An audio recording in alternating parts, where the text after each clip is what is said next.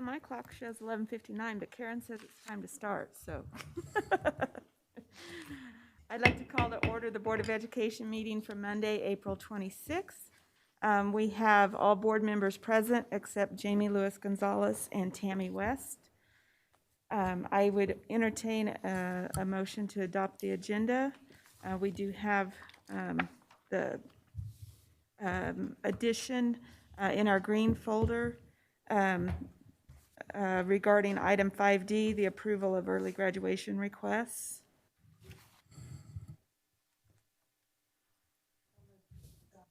Okay. I'll second. We've got a motion by Pamela and a second by Tracy. All in favor? 5-0. All right, next up, we have recognition of visitors. Persons may present ideas or concerns regarding USD 443 schools. No action will be taken by the board at this meeting. Personalities and behavior of employees are not to be presented during this period, but are to be reported to the employee's immediate supervisor. The president shall determine the amount of time to be spent for citizen participation. If you'd like to address the board, please approach the podium at this time.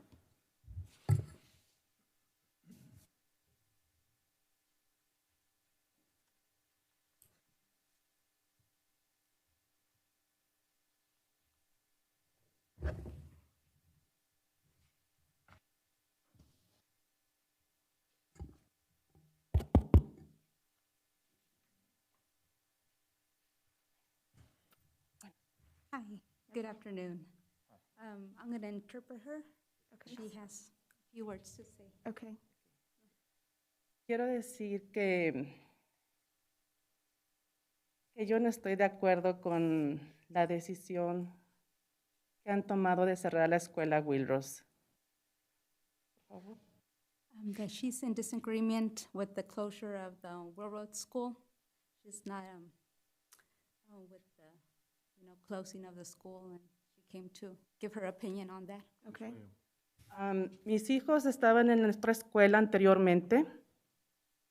Her children were in another school before going to Railroads. Una de mis niñas en el año 2018 sufrió mucha agresión con otra compañera. One of her daughters in the year 2018, she had like bullying, and that's why I think she decided to take her daughter to Wilro's smaller school. En esta escuela, el director, la maestra fueron notificados acerca de lo que le pasaba a mi hija.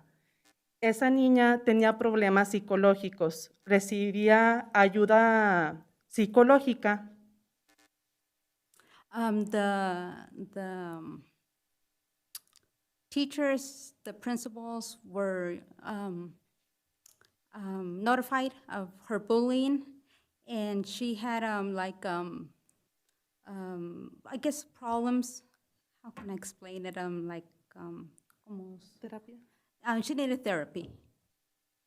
Now, that was at the previous. Yeah, at the previous, a la otra escuela, ¿verdad? Sí. Yeah, yes.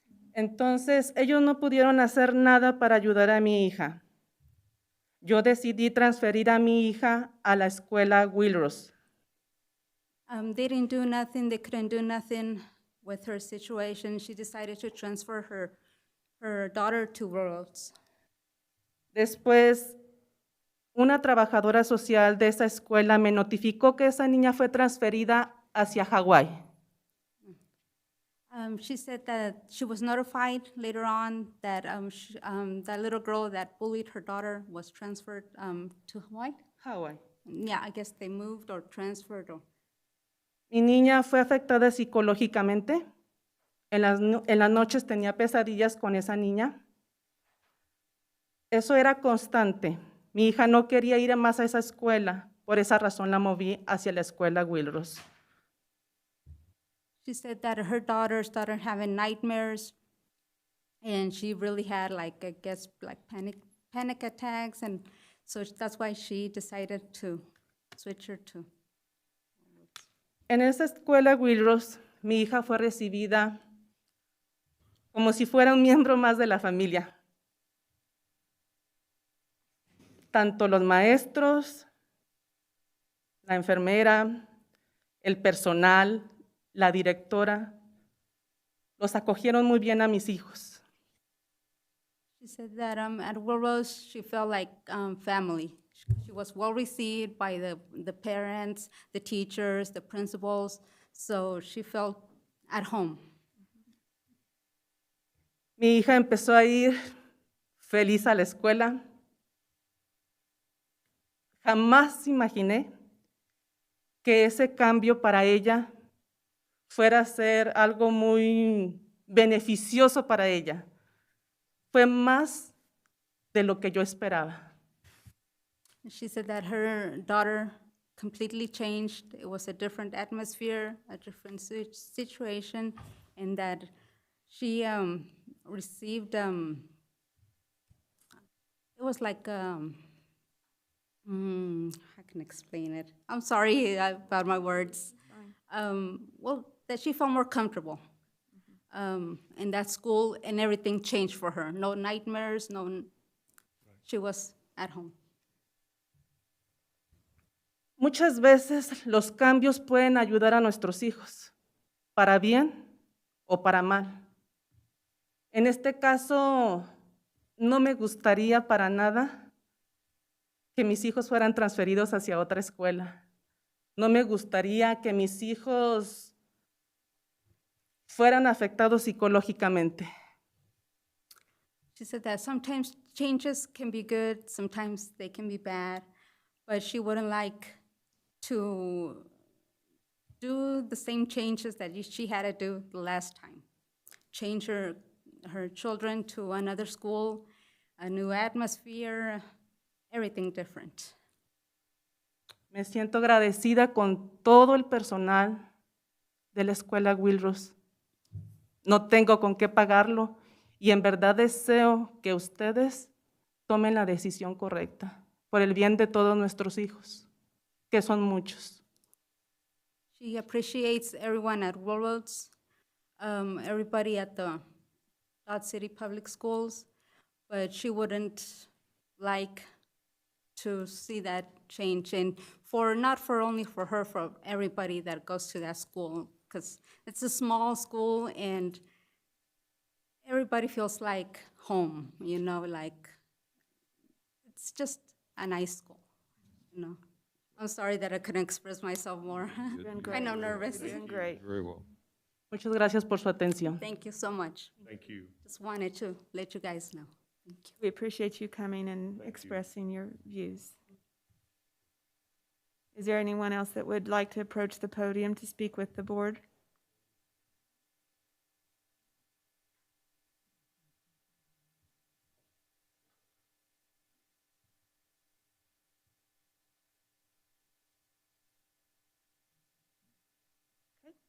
Well, we will move ahead then. Next up, we have the consent agenda. That includes the approval of personnel, including the supplemental personnel report, approval of minutes from the April 12th, 2021 board meeting, approval of Learning A to Z and RAS Kids subscription renewal for 2021 and 2022, approval of early graduation requests, 2021-2022 District Elementary Common Student Handbook revisions, first reading on, that's information only. Approval of smart board purchase for various schools. Approval of Skyward annual maintenance fees.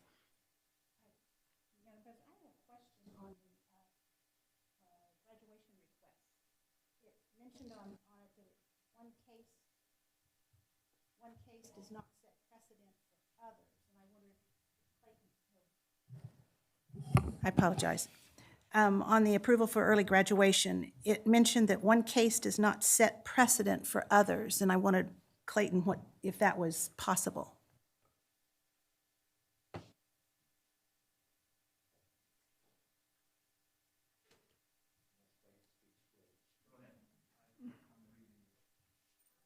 I think what's referring to is that they're all on their own merits. I mean, based on whether they've met the requirements, met what they need to do, so each case is independent of each other. So, But I'm wondering if that would still set a precedent. That's why I was asking, maybe. is how we've done it. We can look into it and see, but this is how we've done it. That's why I asked Mr. Clayton, Mr. Curbs, if we could. But that's what it means. So. Yes, certainly. Thank you. Mr. Curbs, would you? I guess what I'm hearing from Mr. Turner is that each request has to meet certain criteria for early graduation. And each one is evaluated on its own to decide if it meets the requirements for early graduation request. So I don't think there's anything wrong with that. No. So no precedent could be set. No, I think each one is going to, in subsequent years, each one would be evaluated on its own merits. Yes, thank you. I just like to hear those things from. Any other questions on the consent agenda? I'd make a motion, we approve the consent agenda. Second. Motion by Jeff and a second by Ryan. All in favor? 5-0. Before we move ahead, I want to take just a minute to recognize our own Dr. Montfort with the new title of doctor. Congratulations on receiving that designation.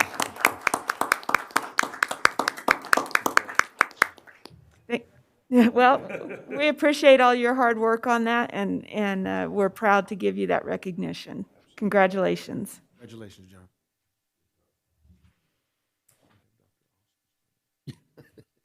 All right, we are going to move next to the approval of the health benefits plan changes for 2021 and 2022.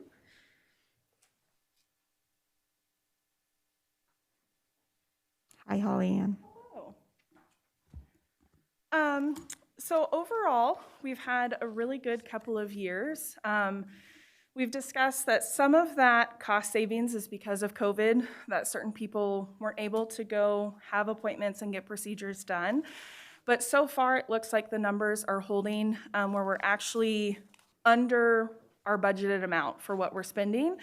As most of you know, we also have a very healthy reserve that has been growing for several years. We've added the dental plan that we're covering, our EAP we added, Teladoc a couple years ago, and we're still not making a dent in that reserve like we had hoped with some of those additions to the plan without changing cost for our employees. So what we've kind of done based on some feedback from staff and HR is generally we make these recommendations in the summer, but enrollment has already happened, and then we have to go back and tell the employees, oh, this is actually what the plan is now.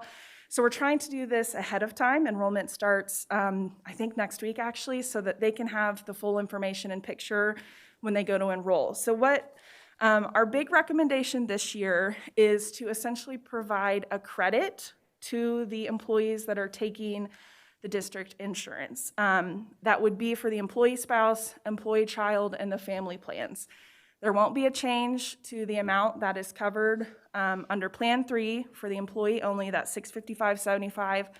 That will stay the same, and then basically providing an extra credit to those enhanced plans to help lower that cost. So on the attached document that I think you have, you kind of see that spreadsheet there of what the current cost per month is, what the proposed amount is, and then the savings there. It's approximately 31% for each plan.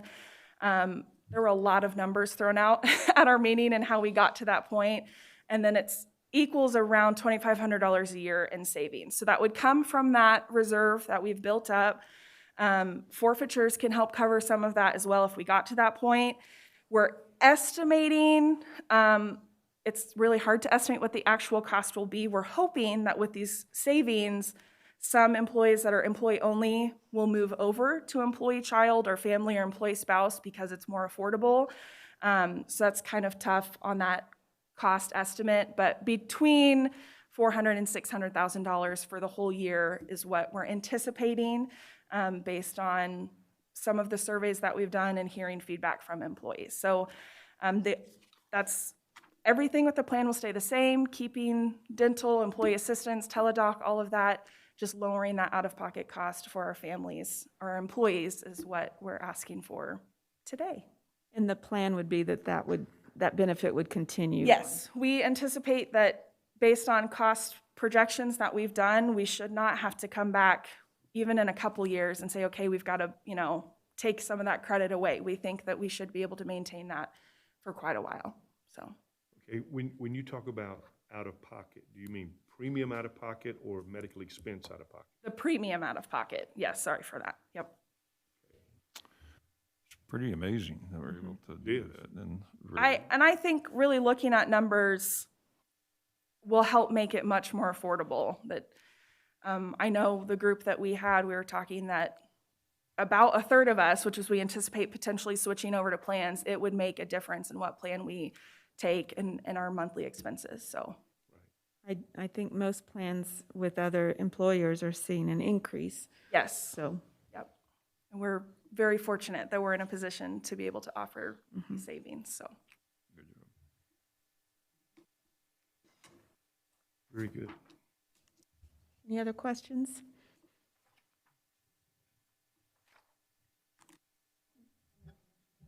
Okay. Second. Got a motion by Pamela and a second by Tracy. All in favor? 5-0. Thank you so much. Thank you. We are ready now for the 8th grade math materials for the high school. Good afternoon, Board of Education, Dr. Dirksen.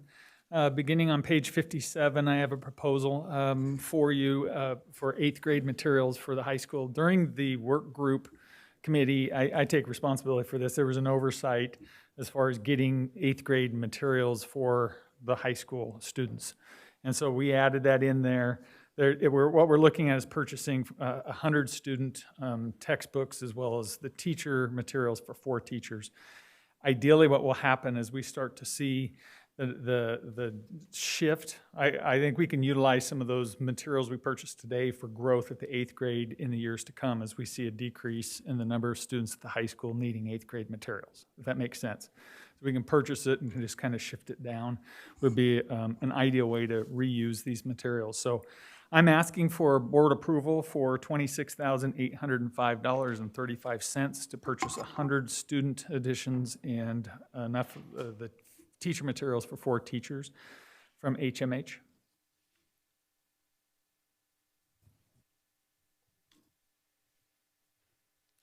I'll move. I look forward to when those numbers go down of what we have to have up at the high school, but I certainly understand the need at this time, so I would move to purchase those materials. Second. All right, so we've got a motion by Pamela and a second by Ryan. All in favor? 5-0. And I believe you have the next item, Dr. I do. I'm taking the mask off. I'm fogging up here, so excuse me. Gotta see what I'm reading. The next item is for a part-time contracted consultant. At the last board meeting, I brought to you our letter of intent for the Southwest Plains Regional Service Center as well as Language and Lit. So we look at contracting outside parties for technical support. There's some advantages, and obviously with contracted, there's disadvantages. But as I prepared those two for you, I'm bringing another one for consideration. This, before I go into the job description and kind of what this is and what roles it's filling as far as need, we have a professional development account each year that over the last 3 years, and as I'm going into my 4th year, I've been very purposeful. There's been a decrease in expenditures in that budget because, one, largely because Link was able to subsidize a tremendous amount of our professional development, and with Link funds coming up here by June 30th, but also because we were trying to shift and build the capacity internal. I do believe there's a time for contracted consultants, but there's also a return on your investment much higher of building in expertise and getting staff on site. Long run, you get more bang for your buck by doing that. What I'm presenting to you is a proposal for a part-time contracted consultant, which would be a 1099 employee. They're not subject to the benefits. It's a straight contract. I would have, obviously, our legal counsel review the contract prior to any submission to the board, but this position would be paid for out of our professional development funds. It would be for, as I said, a part-time. What I'm presenting to you is a 60% FTE, which would be 3 days out of a 5-day work week. I would have flexibility with that person to the extent I would like them on site a minimum of 2 days a week with the 1 day flex to be able to answer emails and do think prep off site. The position would begin June 1, and I'm going to go over the roles, and then I'll kind of give you what my recommendation is, because this is based on our step 1 of our administrative salary worksheet. So that's, the base in that is 75.5, and then there's multipliers in there for degrees and so on and so forth. So this would be 60% of 75.5. That's this year's amount. So my recommendation actually is to say not to exceed 50. I'd bring back to you the actual amount with the person's name and the contract once I know, because that base could go up pending any raise that's to that base for the next contract year. So what is this position, and why is it important, and why am I recommending it to the Board of Education? So you'll see on page 63, it really has to do with 3 key areas. 1 is planning, 2 is coordination, and 3 is creating. So as far as planning and coordination, they go together quite a bit, but the planning and coordination would be the continuation of our literacy initiatives that we started with Link. This year, cohort 3, remember we broke our staff up into 3 groups, just because of the size and capacity to be able to manage that kind of professional development. Cohort 3 just received its first year of 3. So we're looking at how to deliver the Link training and support out to not only cohort 1, who just finished 3 years, but now we got cohort 2, needs their 3rd year, and I think you guys get the point. This person would be kind of the coordinator between me and any external contracting consultants. For example, language and literature, who we've been using to provide some PD, Socorro Herrera, basically to make sure everything's still continuing with our Link grant and it's still aligned. Also, the coordination, when I say alignment, this position, I would like to look at all planning that we're doing district-wide for district PD and building PD that's aligned to our district strategic plan, that it supports it. Because without our planning, we know we have to invest in our staff to get them scaled up to be able to achieve our goals with our plan. I put some of the other key pieces in here. Coordinate and assist with professional development for K-12. That ELA, that ties in with the Link grant. I talked about coordinate and alignment and monitoring a PD plan. Assist the HR department on verification of professional development points. That could be a piece in there as well. With the new, we'd sit down with the incoming HR director and kind of work out what partnerships might be advantageous in that area. The design professional development videos, that would be part of what I want this position to do. So take our PD, like our literacy initiatives, and either vet and purchase on-demand videos or create our own to create a library so we have on-demand training. That's that creating component. I'd like this person to help coordinate on new teacher supports and instructional coaching supports so that they would obviously go through me. Nothing in this position wouldn't report directly to me or have my approval. So what I'm presenting to the board, I know I went through this kind of fast. You guys have a tight lunch window here. I'm proposing to the board approve a 1099 contract for consulting services for the 21-22 school year not to exceed $50,000 to be paid for out of professional development funds for an alignment professional development coordinator.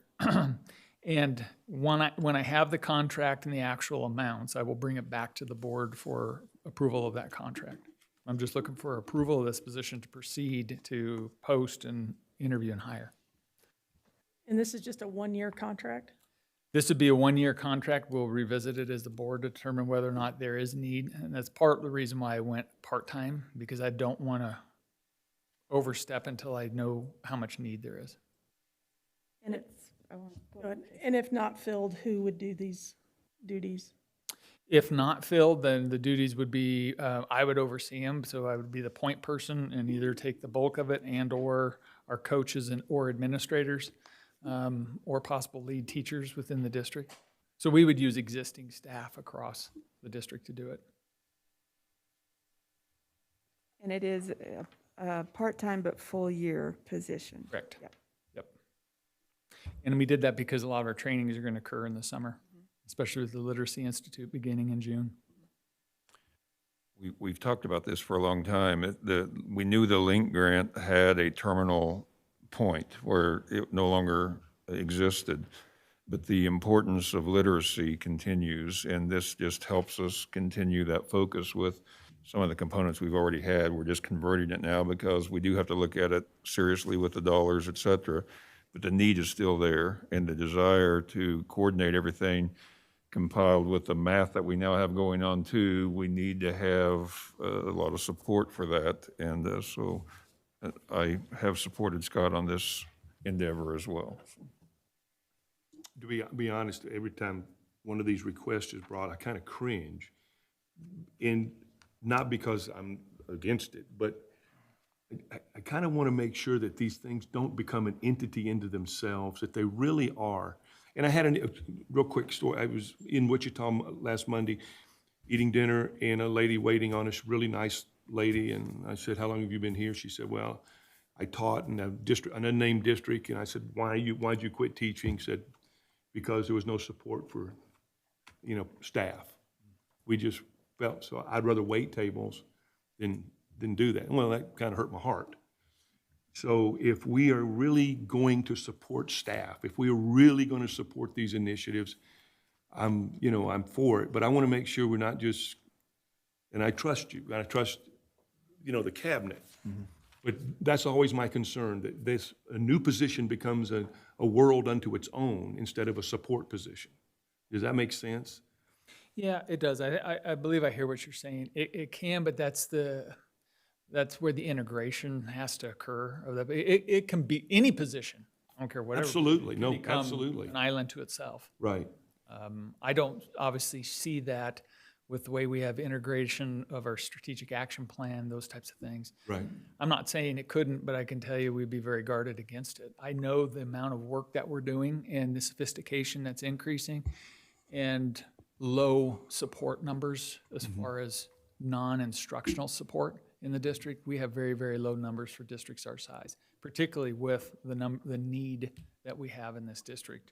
So we could either outsource that, and I know you know this, we could either outsource it, which is what we've done in the past, or we could start to have a balance and have more internal talent and resources. So to your point, yes, that would be something we'd always have to be guarded against, because in that case, that would be an appropriate use of funds. I would like to be known as the district that gives the best professional development and support to their teaching staff on the planet. I mean, if we could be known for anything, I would like to be known for that, because we're all struggling for staff, all the districts, in the country. But I think if we can develop this professional development, and I appreciate all the work that you guys have done, but I think we have to be champions of professional development and teacher support. I appreciate that.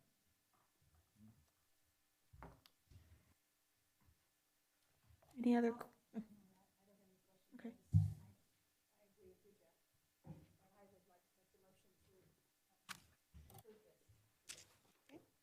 I'll second. Motion by Pamela and a second by Jeff. All in favor? 5-0. Thank you very much. Thank you. All right, the next item up is the climate DSAP update. And as you two come up, I just want to thank you for keeping this going and keeping this at the forefront and working on it. This is important work, so thank you. Okay, so starting on page 64 of your board packet, we're going to do the summary version. So the first pages, starting on 65 on, is the actual strategic plan, that we developed, you guys approved before, and we have updates in that. But we're not going to talk directly from those multiple pages. We're going to talk from the PowerPoint piece that follows that. So the first thing I want to bring to your attention is the Climate Goal 1, and that is USD 443 will provide a safe and respectful environment that promotes self-efficacy, social emotional learning, and positive relationships with all stakeholders. And so under that goal, there are 3 main objectives, and all of these objectives are directly tied to our KISA process also, and you'll see that a lot in this information is the intentional piece to make sure things are directly connected. So We're going to go into a little bit more detail on each of those coming up. So then I want to dig in a little bit deeper into goal 1. Again, this one is directly from our accreditation process, where we wanted to increase student growth in the areas of perseverance based on self-efficacy.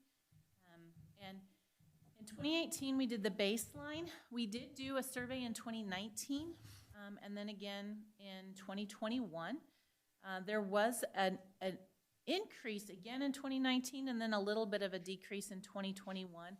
And it's still above our baseline, and of course, we never love to see a decrease, but we felt with COVID world, the impact that that had on kids, we felt like that still being above our baseline was a win.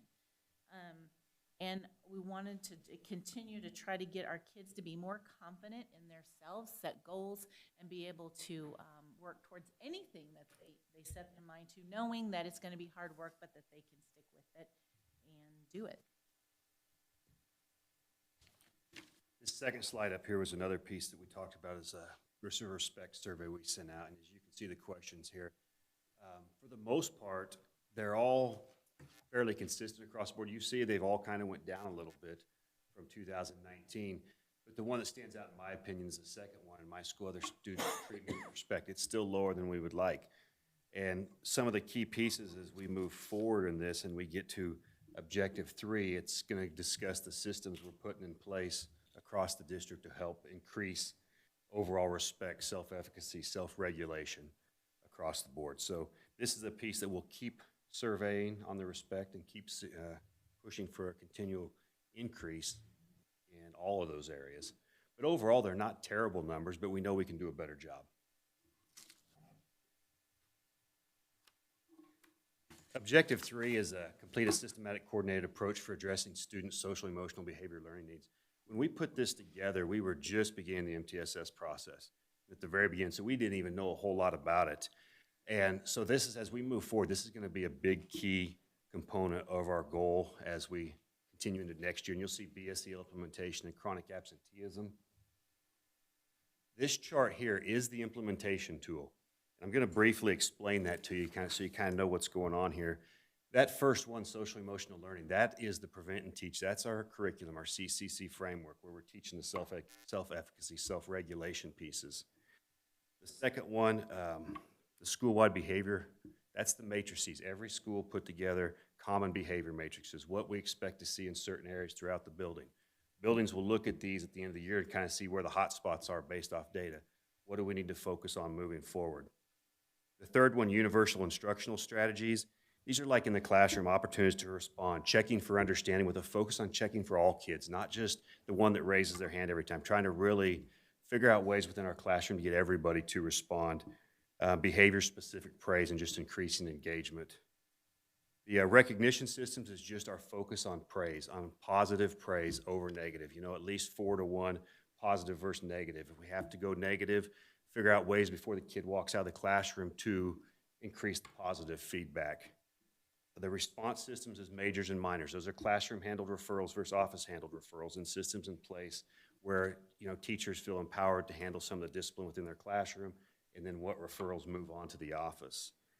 The database decision-making is some stuff we're putting in with the CARES team and with an attendance focus, where we'll be working with those weekly to look at areas in attendance that we need to address, and also that CARES team where we're trying to find out what students need addressed. And then the tier 2, tier 3 at the bottom, that is also what we're putting in place. We've put in place a few, like some buildings are doing some check-in, check-out, some are doing some 2x10s, which is finding challenging kids or kids who don't receive a lot of attention and visiting with them for 10 days in a row, 2 minutes a day, just on anything not school-related, just trying to build relationships. So that's in a nutshell the template we're using to try to gauge where we're at each building. So each building kind of is in a different place.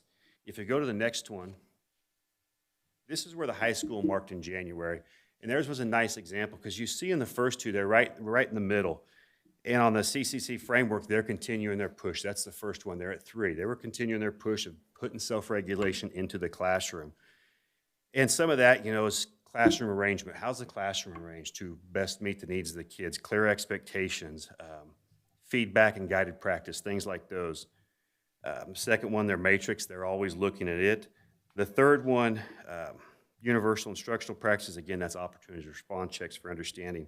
But on the fourth one, you see the reinforced, that was at the one. That was a big focus for them this second semester. They've moved forward now, but we only put this in January and we'll redo it again to see where they're at. But that was a big push in their building, was to make sure the praise was happening at a 4-to-1, 5-to-1 ratio. The third one, majors and minors, that's a piece with the EduClimber program where it'll be a lot easier for them to really see where they're at, and that's another piece that we have to do a little more work on within the buildings. The last, go to the last one though, that's a big one, because at the high school, what they've done this year is they've really made a strong push. I think you've done 2 now, right, Jackie?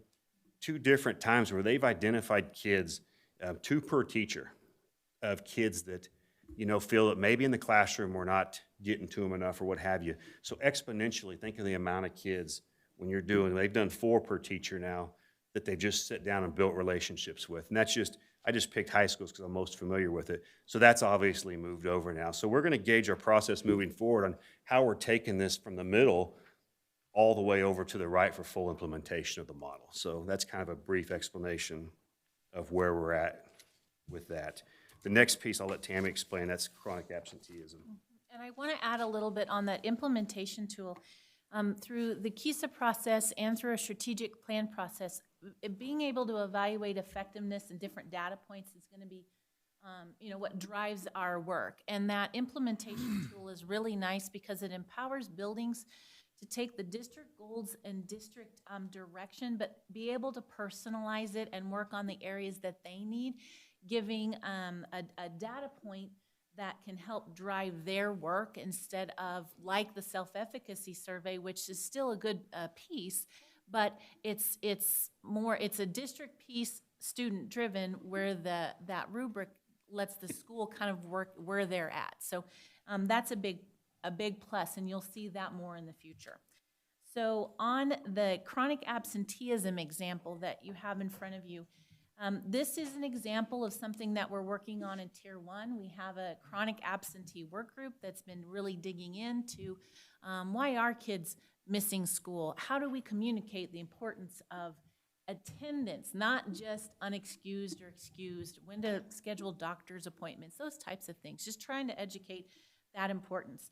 And so we're focusing on that Tier 1 because whether it's English or math or behavior, we know we have to have a solid Tier 1 to be able to impact the most number of kids and then intervene at the higher levels at 2 or 3 for the cases that need that extra attention. So they're really working on that, and as you guys can kind of see, that EEII pledge, the common behavior matrix, expectations, all those things you've seen before, those are a key part of what that Tier 1 is for attendance as well. Okay, and on goal 2 here, looking at the 3 objectives, develop and implement, evaluate district-wide and school safety plans, increase cultural competency, and create partnerships within the business.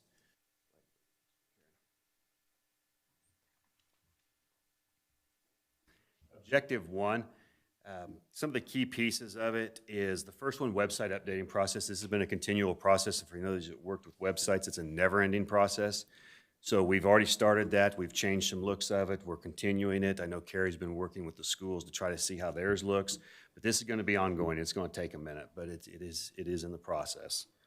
The second one was the communication piece with the radios. Right now, we feel we're comfortable where we're at district-wide with radios, thanks to this work with Sean and Hammer and all that, getting that in place. And I know, and the last piece was the safety plans. Sean has actively been going throughout the school district, taking recommendations from Chuck Clanahan and starting to implement those pieces. And for those of you who don't remember, he was the guy that came down with Homeland Security and went building by building, pointing out areas. And so Sean's already been working on that. So that's objective 1. Objective 2 is family engagement, and I'll turn that back over to you. So if you guys recall, a couple of years ago, we had Wichita State come out and do like a research study, getting some information from our families on engagement. And then also as part of the MTSS process, and again with the strategic plan, we really want to engage our families and have a good understanding of where they feel. And so we've done this survey now for 2 years. It's a 1 to 5 scale, just like the other surveys that we've given. And it has 5 key areas: welcoming environment, supporting student learning, effective communication, sharing power and advocacy, community involvement. And as you guys can also tell, a lot of that goes back again, connecting to like our EEII pledge and the environment piece that we're trying to set in schools.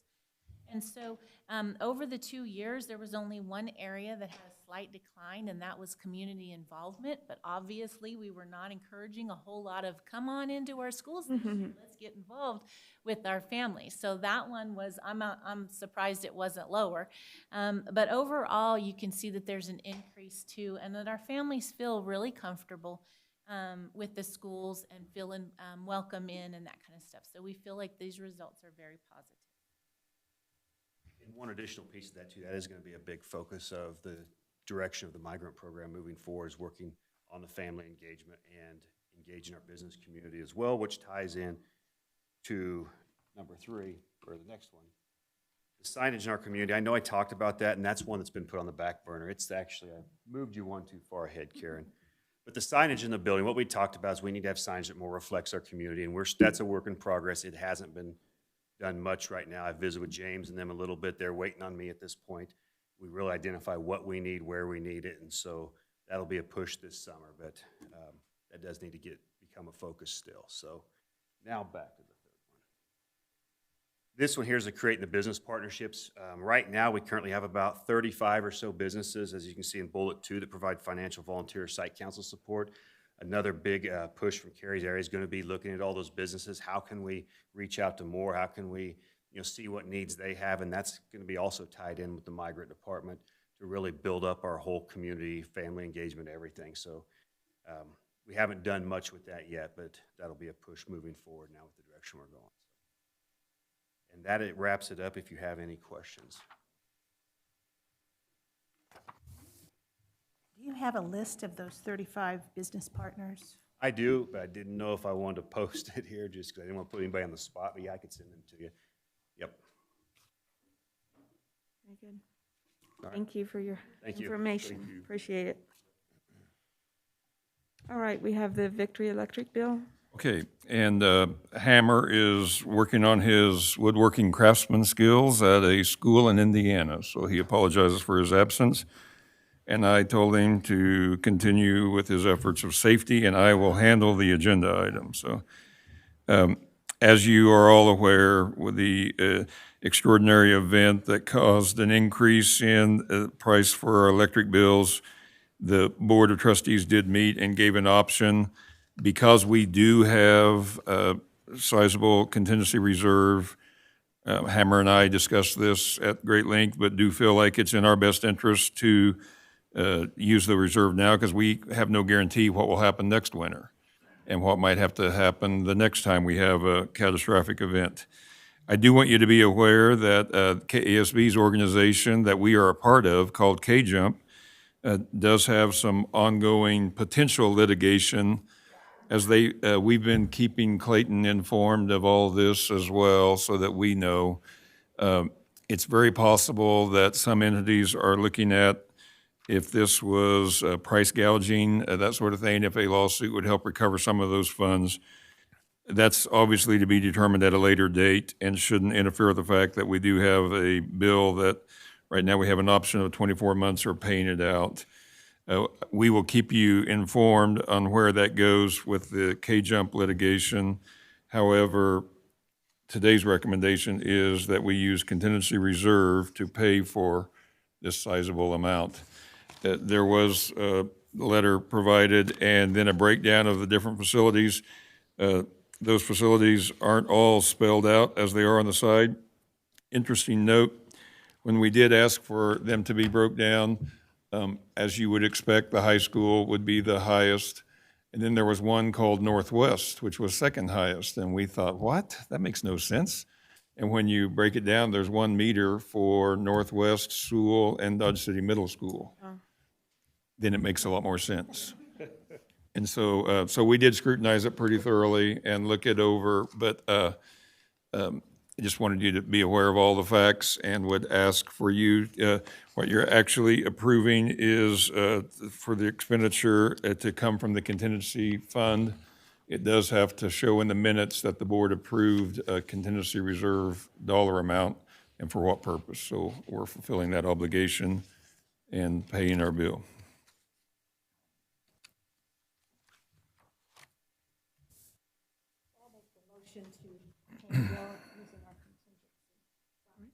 Thanks, Pamela. Second. All right.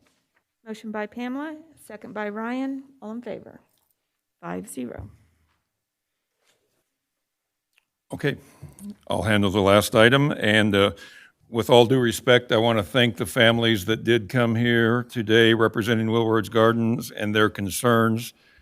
I go on record for always being concerned about climate, as we just talked about, and how students feel. I do not want bullying to take place in any school, and I do hope that we have many more schools than just Willroads that represent a climate that is free of bullying, deals with it when we have to, and makes all kids feel safe, because that is crucially important. That being said, I did try to provide some information since our last meeting 2 weeks ago to try to help walk through this decision that I know is difficult for many, but I do want to be very clear on what we are trying to accomplish here. Looking at the attachments, just to give you a short walkthrough, I did, with the help from Tammy, was able to put together numbers the last 3 years. Interesting that the class size at Willroads is not that much smaller than the class size of all the other buildings that we have. Secondary note, I did check today with First Stop. Currently, we are at 348 kindergartners enrolled for next year. And that sounds rather low, but when you break down the numbers, as Adriana had in the office already, there's 140 potential kindergartners next year at Bright Beginnings that haven't enrolled yet. And over the summer, since I've been here, the number is 100. Usually over the summer, we gain 100 kindergartners during the summer. So we'll be in that large category next year for kindergarten district-wise. So it shows a stable enrollment across the district. But anyway, those show nice district averages for you. Then the page 105, walk through this a little bit. What I'm trying to represent here is how many sections each school has. And the yellow represents that we currently have classes.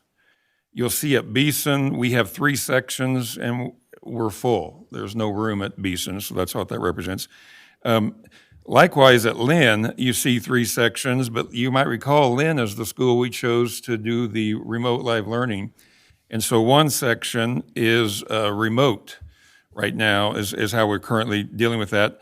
And Tammy, correct me if I overstep my bounds here or say something inappropriate or incorrect. I won't say anything inappropriate. But challenge is on, I heard that. We do plan next year to not provide remote live learning as a classroom. All indications are we're going to move forward. Masks are going to be an option, not a requirement. And we are going to have face-to-face school because we believe in that at 443. But what Lynn doesn't show there is our 3rd section is relatively small right now. So we have room in those 3rd sections there. Northwest is a 3-section school. Willroads is our only 1-section school. And Ross, since it was built, has been our only 4-section school. However, we were working to change that. At Central eventually. Currently, it started out as a 2-section school, and it was the school that had 2 sections added to it. We've slowed down on the rolling out, and so we don't anticipate this to change just because of some of the patterns we'd seen in enrollment. We hadn't had the need. And so there is a full section and part of a 2nd section available at Central. At Miller, it was a 3-section school. They added a section, and we have started filling some of that, but that too has been slowed down.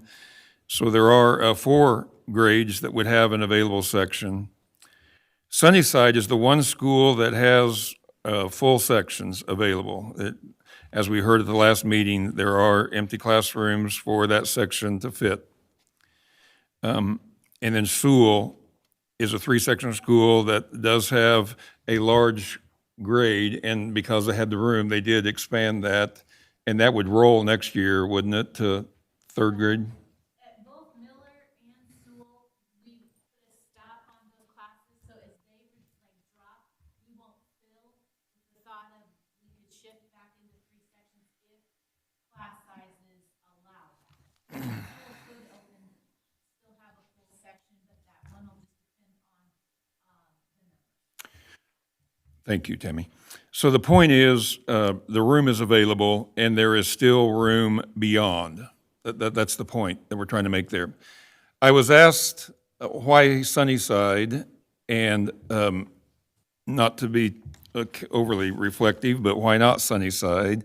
Sunnyside is the next smallest school that we have, and it keeps that small school atmosphere to the best of our ability, and it has that already.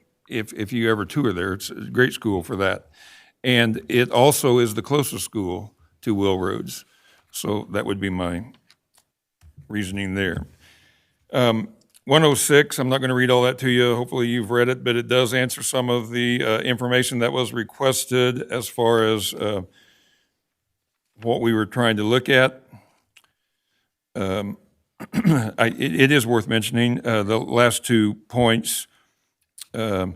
So far, out of all that list, we've had 2 requests for Will Roads for incoming kindergartners. And then on the last bullet point, it is worth mentioning, there's only one student that's on the wait list to leave at Will Roads. So everybody that is there has adjusted or likes it. It doesn't mean that that necessarily was their first choice, but that is where they're at. And there was only one request not to be there. So full disclosure, I want everybody to know that. Hammer put together a list of savings. I want it to be clear, always savings should be looked at, but we didn't go into this trying to save money. This wasn't a scream that we've got to make cuts somewhere. But we can't ignore the fact that there are obvious savings because the way this worked out, we will be able to provide every employee with a position in the district, but not filling that backfill at the district that, or the building that you're at, does make these savings, and those came from the business office. Hammer has met with Trina, and they have hashed out some of the details of possible proposal for the Will Roads location. Those are itemized there. I would add that last week, Jeff and I attended the special ed board meeting. Prior to the board meeting, the superintendents meet. We talked about the possibility of this repurposing and the proposal that was going to be presented next week. Unanimous support from the superintendents that were there. I think there were 8 superintendents there besides me. And then it was shared at the board meeting itself, not acted upon, just shared, and support was unanimous there as well. There was no dissension. In fact, much appreciation, I believe, would be how that would be described. So, other than what I provided in the consideration sheet, here we are. And it comes down to a Board of Education decision. And I want you to know that since I've been here, this has been talked about. At my very first cabinet meeting that I attended, the challenge was on, and it was thought then that we need to take a close look at that. So I've heard it since the very first cabinet meeting that I attended. This actually started, if you think back on a timeline, this started with the closing of Youthville. When Youthville closed, we were assured that it would take care of itself. We thought we were going to be able to purchase the property. That never happened. And so then we had to make something work, and we did the best we could. And we continue 4 years later doing the best we can. And it's not adequate enough for what we need. We went back and looked at Youthville after it was purchased in that auction by another family. The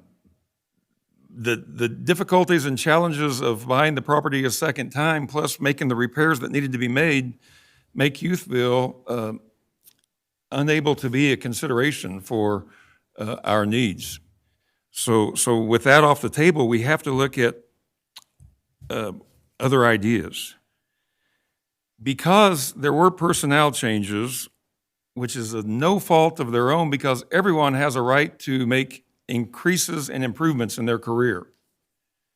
Because of personnel changes, because of the need that has existed since I started here, that's when Youthville closed, we have to find a solution for all programs in our district.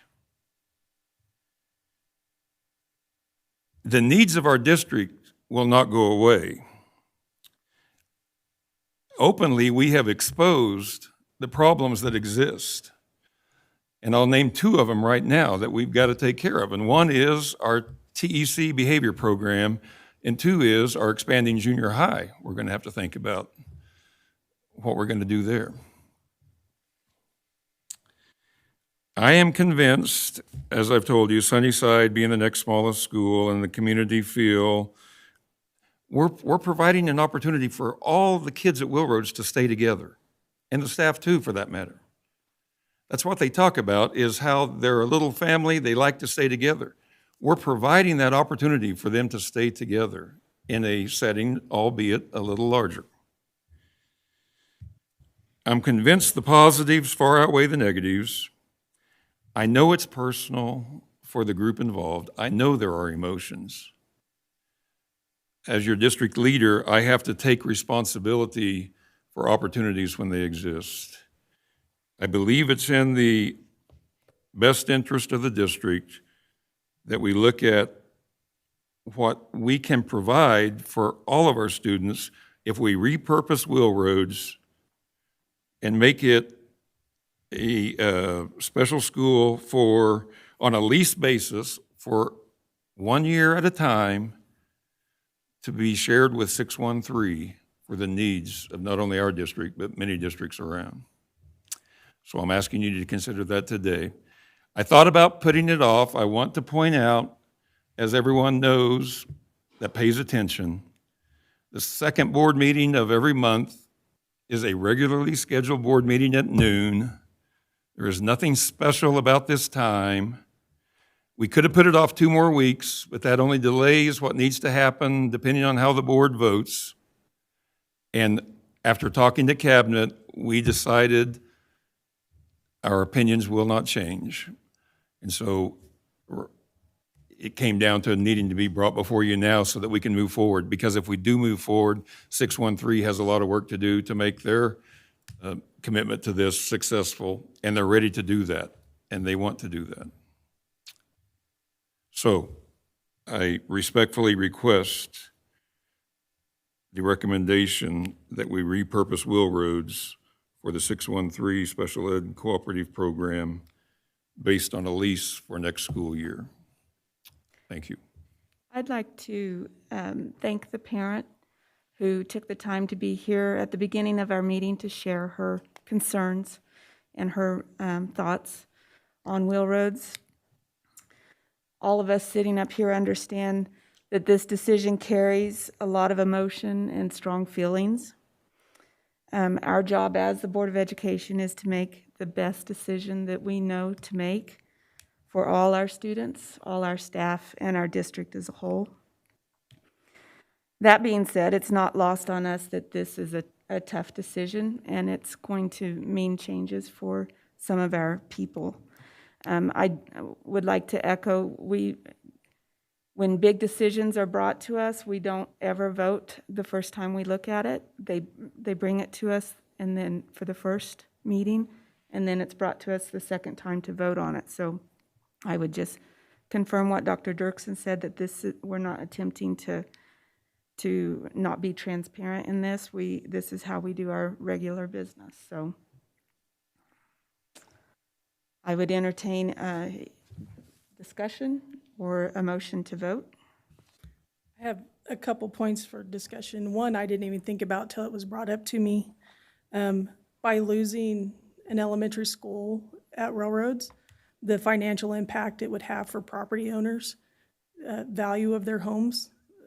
understanding is explained to me, and I'm certainly not a real estate agent, that if you have an elementary school within a mile of your home, it increases your property value significantly to not having an elementary school. So by not, which I think is a fair thing to consider community-wise, that I don't think anybody was tracking as a consideration. But I guess my biggest concern is, based on all the facts, the one thing we haven't done is engaged our community stakeholders in the discussion about the decision. We had a meeting 2 weeks ago and it was on the agenda, and then we have this meeting, but have we had any meeting with the community stakeholders about their input on making, I mean, we do for significant things, most business, we don't have community engagement, but it's still embedded into our district strategic action plan, which was brought up how many times today just in this presentation, how much we have to have community engagement in major decisions. I appreciate that we have a significant number of, it appears, parents in the back. Only one spoke, but this isn't community engagement. We need to give that an opportunity for those people out in the community to. Okay, my answer to that, and someone can help me if there's more, but when I did speak to the staff out at Will Roads, from that point, Erica Teran did an excellent job of meeting with parents and their concerns and answering those questions. We did provide, we didn't call it an open house. We did provide a visitation of Sunnyside for parents and let the families know so that they could see the potential of what was a possibility that was being proposed. And that was fairly well attended, I believe. I did not attend it, but I do know that Tammy was there and John Montford was there and Erica was there. So other than that, I just have filled a lot of questions, and Erica deserves a pat on the back for what she's been through, because that school is farther out, and she has respectfully listened to and helped answer concerns that come her way. So I think we've addressed it in that sense. I did not hold a community meeting, no, but community public hearings are required for when you're closing a school, not for when you're repurposing a school. So I just followed that order itself. So, yeah, I laid my cards on the table at the last meeting. So repurpose, I just view it differently. I see it as closing a school, an elementary school in Will Roads Garden. So a few comments. I'll preface by saying, anytime we address an issue like this, I always say that no matter how we vote, there's going to be a group of people upset, right? Vote to keep Will Roads open. And, I saw some of this on Facebook. Then we're against trying to meet the needs of our high-need students, which, if anybody knows me personally, that's absolutely not true, right? If we choose to close Will Roads, then we're not looking out for the best interests of parents and students that are already in that location. So there's going to be a group of people disappointed and upset no matter what. So with that, I have to vote with what my conviction is and what I think is best for the district. And in this situation, if we were talking about closing Will Roads due to academic issues, low outcomes, academic outcomes, various issues as it relates to that, I might be more apt to move forward on something if there were real issues academically. Fred kind of preempted me already on his, what he was speaking about finances. I mean, there's going to be some cost savings, but we're not talking about closing railroads, and there's never been a discussion, at least in my 11 years on the board, about closing railroads due to financial issues. So the finances are really a non-issue in my mind. So it's not an academic issue, it's not a finance issue. We're really closing a school, that's how I see it in my mind, to make space. And that's what I struggle with. Will Roads is a smaller school compared to some of our other schools in the district, obviously, but there's still 111 students in that school. And the vast majority of districts around us don't have 100 students in their entire district. So it's affecting a lot of people and a lot of families. So that also gives me pause. Now, my last comment is theoretical. It's always dangerous to go into the theoretical realm. I understand that. But I have to ask myself a theoretical question. Even with 111 students, if this was a Dodge City school in a Dodge City neighborhood, would we even be discussing closing or repurposing that school? I have to answer that with an absolute not, because there'd be 5,000 people in this place right now calling for our heads.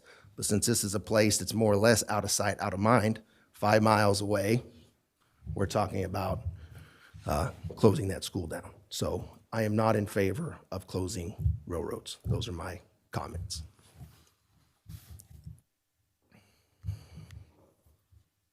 Well, on your last comment, I would disagree with that. I think that, Okay. I think that we would look at every individual case Yeah. on its own merits, but We agree to just, that's fine. Yeah. anybody else want to make a, This is a tough decision, but we're not closing the school.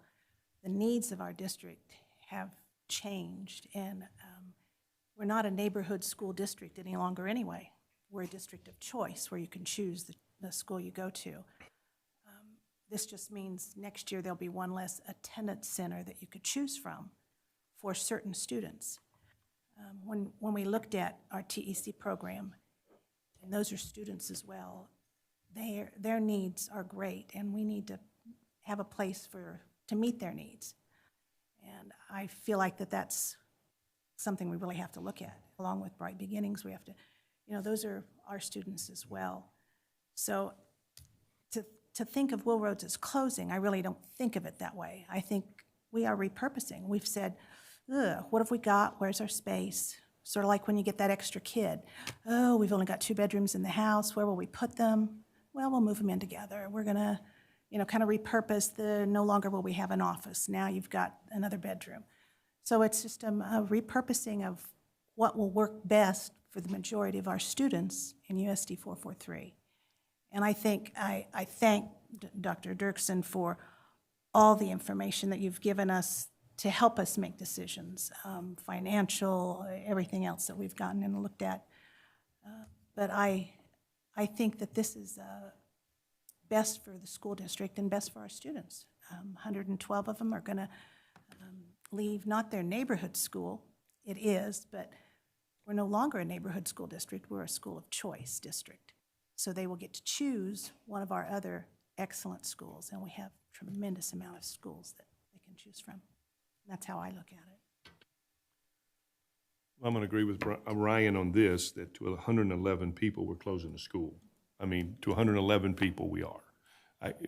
But from my chair here, we're tasked with looking at the overall district. And and then I wear another hat with 613, and this hurts my heart, because I spent 36 years across the street, from that school. I know how that community feels about its school. But I have every confidence in Dr. Monfort and his staff, and it also hurts my heart to hear a parent talking about their child being bullied, and I hope that we make that such a stinking priority that no child ever goes home having nightmares. But I think that if you look at the totality of the district, that we're making the better use of our resources by putting the TEC program in the Will Roads building. Tough, maybe one of the toughest decisions I've ever had to make, sitting in this chair. So, because of my love for Will Roads Gardens, and I watched out of my office window for years, those kids playing on the playground.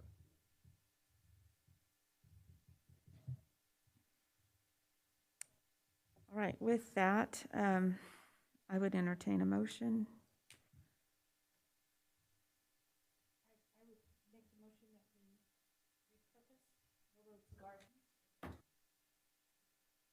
would make a motion that we repurpose Will Rhodes Gardens. Yeah, purpose to put TEC, move the TEC program for the next school year. I'll second. All right, we've got a motion by Pamela and a second by Jeff. All in favor? 3, all opposed, 2. 3 is not enough. You got to have 4 to pass the motion. So we will debate whether this is brought forth. Having visited with the other 2, I know one for sure, and the other one I thought would be supportive, so that might be worth trying to bring that back around when we could have a majority. I'm not sure that I would agree, and maybe. Agree with what?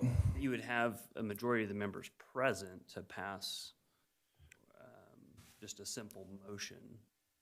There's not, I don't know of a special requirement of you have to have the majority of the board approve it versus the majority of the members present. I believe you have to have 4 votes to pass any action. Okay, well, Why don't you call KSB real quick and find out? 'cause I would think it's just the members present as opposed to the board as a whole. Okay, Nothing we did today is valid. I'm sorry? Nothing we did today is valid. I mean, it's that, No, everything today we did is valid because everything passed 5-0. gotcha. Five. Gotcha, thank you. Yep. So Clayton, will you call KSB and find out? I think Scott's on the phone. All right. While we're killing time, I had something I wanted to add after the vote because I didn't want it to play into anything considering the vote, and I want to share this. I've been involved in closing school buildings before. I've been involved in repurposing buildings. But in the last 2 weeks, the most disappointing thing that I can share that I've had to deal with is misinformation. Out and out lies. And it ticked me off to the point that I wanted to do something about it. But I remember the old saying that you don't get in the mud and wrestle because you'll end up with mud on yourself. So I stayed away from it. I kept a running track of how many people came to visit me to discuss this situation. We're up to 0 right now in 2 weeks. I kept a running track of emails that were sent to me. I received 5. 1 the board received, and it was respectfully enough, included me in the attachment. I appreciate that. 1 was from an individual out of state that emailed me that night that slandered me and didn't deserve a response back. And of the 3 that did, 2 of them don't even have kids going to school at Will Rhodes this year. Only 1 family emailed me that had kids at Will Rhodes, and I appreciated that because I understand the emotions involved. All I'm asking is that if people have a concern, share that concern and come visit. And before you blast it on social media and sound tough and mighty on your keyboards, make sure what you're printing is accurate. Right. Enough said. Dr. Dirksen, Tammy West contacted me. She had an emergency with work and was unable to attend, but she said she could join by phone now. Is that, I don't know. Waiting out, checking on that. Yeah, that's how they've done it before. You phone the board member in and get their 4th vote.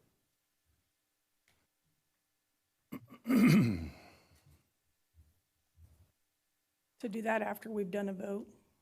Yeah, that I agree, her phoning in for the vote, but after the vote would yeah, 'cause that'd be probably. similar to, we were a vote short on the other side, and so we wanted to call someone in to flip the You can do that. vote. You can do that. There's- Because until there's 4 votes, there's not a vote, because that vote did not count. It didn't pass, We'll it find didn't out. fail. Fair enough, we'll find out. See what this is. I think I know.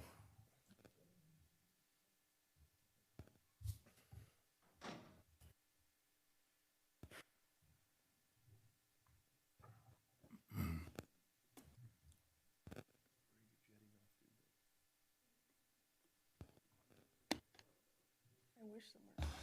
No. I've been working with.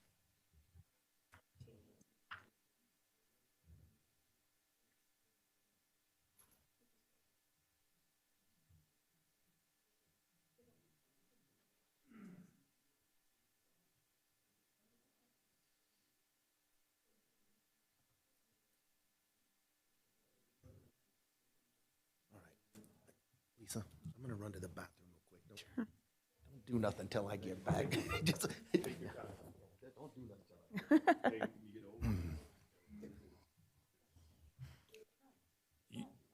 Administrators are welcome to stay, but you're also welcome to leave if you need to get back to your duties. It's totally up to you. Everything that occurs will be recorded in the minutes and made public.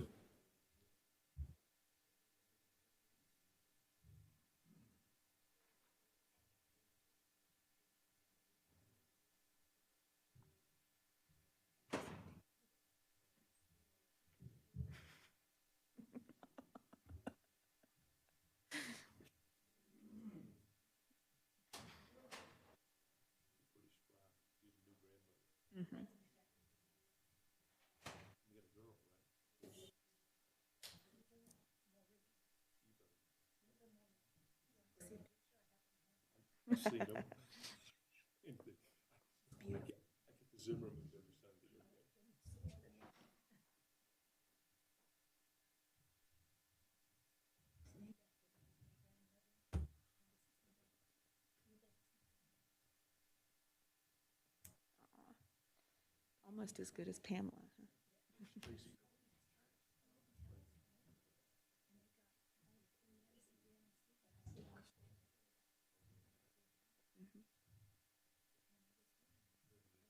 Huh?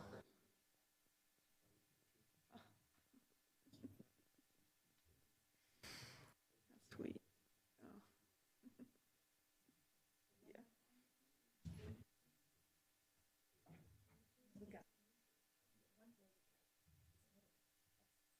Oh.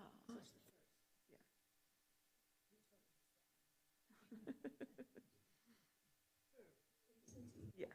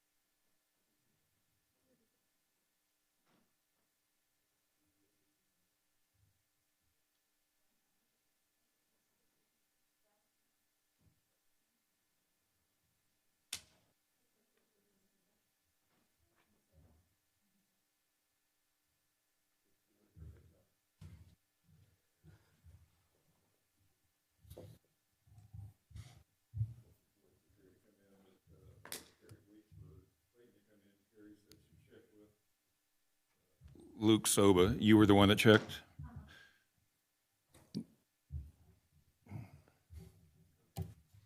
So in this type of action, you would want four. So if Tammy joined the meeting and you redo the vote, somebody else makes a motion again, then you would redo the vote or not. That's up to the board to decide whether It's up to the board. they would want to do that or not. Because technically, when you don't have four, you don't, either way, you don't have a yay and you don't have a nay. And so there actually technically is no vote for lack of quorum. It failed, right? I mean, if you The- can't, if you didn't get four, It failed. didn't carry, yeah, it didn't carry yes and it didn't carry no. Right. So, I mean, if you wanted to take it up again, you could, or, So it's not uncommon to get a hold of a board member and to bring them back in and to have them vote. And we have people join meetings late. That's not unusual. So that person can still vote. They're not prohibited from voting once they join the meeting, as long as they're either present or via phone. via phone where everybody can hear them type thing. So that's up to the board to decide. So the board would have to decide if they want to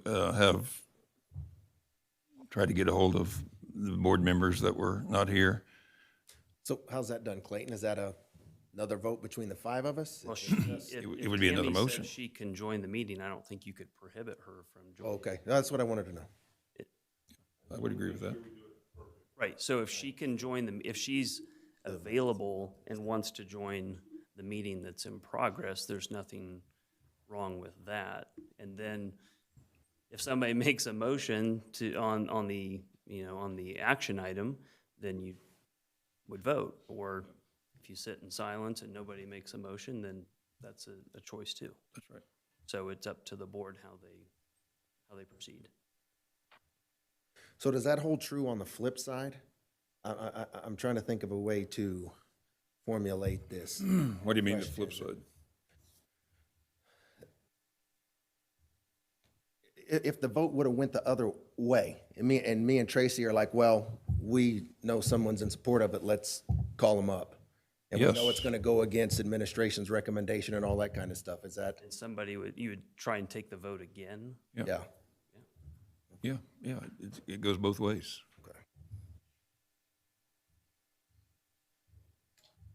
I guess my only concern, it kind of looks and gives the perception of, hey, it didn't pass, we're gonna phone a friend. I understand Tammy had an emergency that she couldn't control, Right. but that's just like, then why don't we call Jamie as well? What is the significant impact if we bring it to the board in 2 weeks at the next meeting? I think that's a fair question. And the only impact is it just slows down planning and slows down the direction that we were trying to move forward. But respectfully, I would mention that we may have a special board meeting. Karen knows a little about that because of some funding changes. And we just received our state audit last week. And because of the timeline, we may have to call a special meeting to do that. We could list 2 items instead of 1 and have a revote then and try to get everybody at that meeting.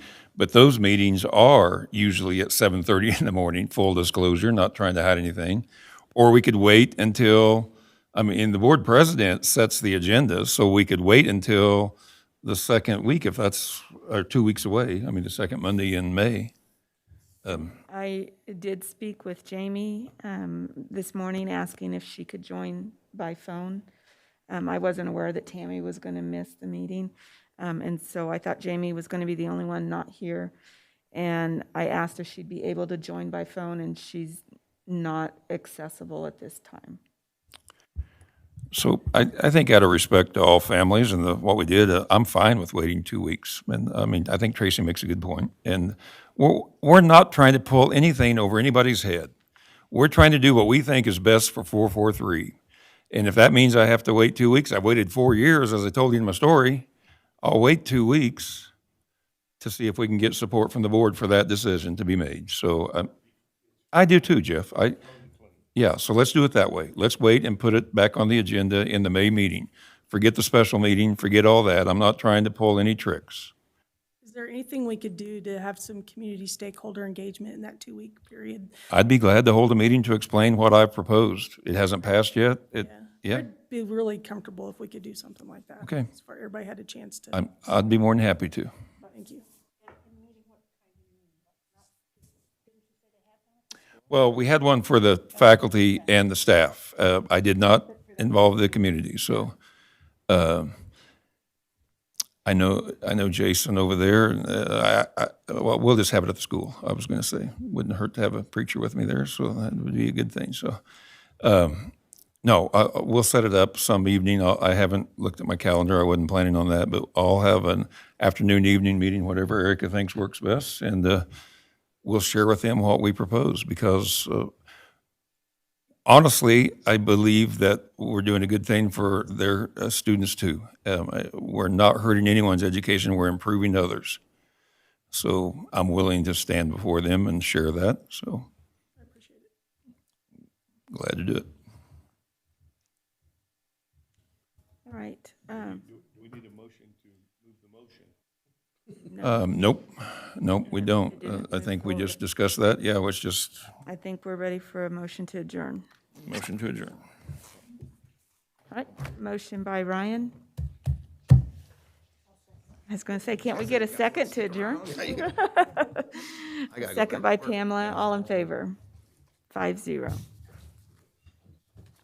Thank you, everyone.